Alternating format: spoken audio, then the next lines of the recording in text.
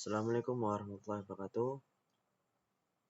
Perkenalkan, nama saya Riz Adi Pratama, NPM 235/2001, mata kuliah Metalurgi Fisik. Dosen pengampunya yaitu Bapak Eko Nugroho, ST MEng. Sini saya akan menjelaskan melalui PPT saya yang berjudul Proses Pemurnian Logam Non-Ferrous. Oke, langsung saja yang pertama. Logam non-ferrous. Logam non-ferrous adalah logam yang tidak mengandung unsur besi, Fe, dalam jumlah signifikan. Logam ini umumnya memiliki sifat yang berbeda dibandingkan dengan logam ferrous, logam yang mengandung besi, seperti tidak mudah berkarat, lebih ringan, serta memiliki sifat konduktivitas listrik dan panas yang baik. Logam non-ferrous biasanya lebih tahan terhadap korosi. Contohnya aluminium, tembaga, seng, timah, nikel, magnesium, perak, dan emas. Proses pemurnian logam. Proses pemurnian logam non-ferrous, logam yang tidak mengandung besi, melibatkan beberapa metode tergantung pada jenis logam dan kotoran yang terkandung di dalamnya. Berikut adalah tahapan umum dalam pemurnian logam non-ferrous seperti aluminium, tembaga, timah, nikel, dan lain-lain. Yang pertama, konsentrasi biji. Proses pertama adalah memisahkan biji dari pengotor yang tidak diinginkan. Metode umum digunakan adalah flotasi untuk biji sulfida, pemanggangan umum untuk biji oksida. Proses ini dilakukan agar kandungan logam dalam biji menjadi lebih tinggi sebelum dilebur. Pirometalurgi. Peleburan. Logam non-ferrous sering dimurnikan melalui proses peleburan biji dipanaskan dalam tanur atau furnace pada suhu tinggi hingga meleleh, dan logam dapat dipisahkan dari kotoran atau slag.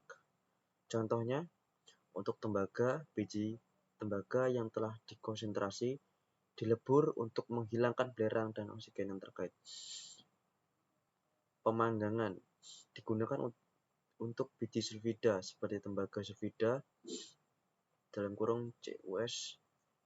Pemanggangan memanaskan biji pada suhu tinggi dengan adanya udara sehingga sulfur terbakar dan meninggalkan oksida logam.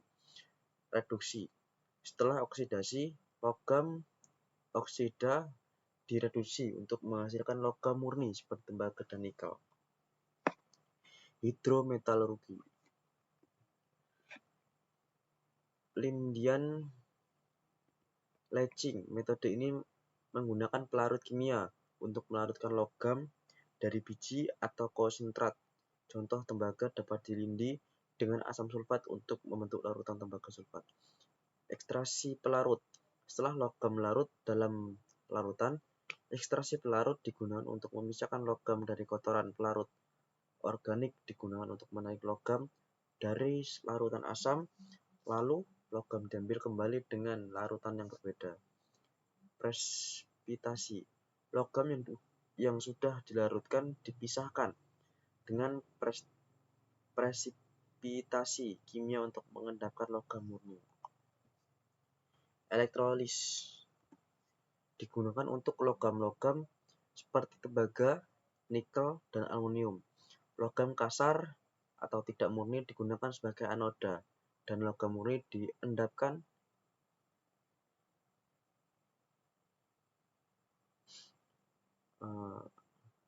pada katoda. Selama proses ion, logam dilarutkan bergerak menuju katoda, di mana mereka terreduksi menjadi logam murni, sementara kotoran tertinggal sebagai lumpur anoda.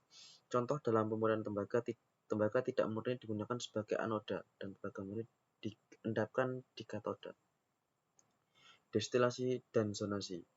Beberapa logam seperti seng dan kandium dipurnikan dengan destilasi, di mana logam dipanaskan hingga menguap dan kemudian diuapkan kembali menjadi logam murni.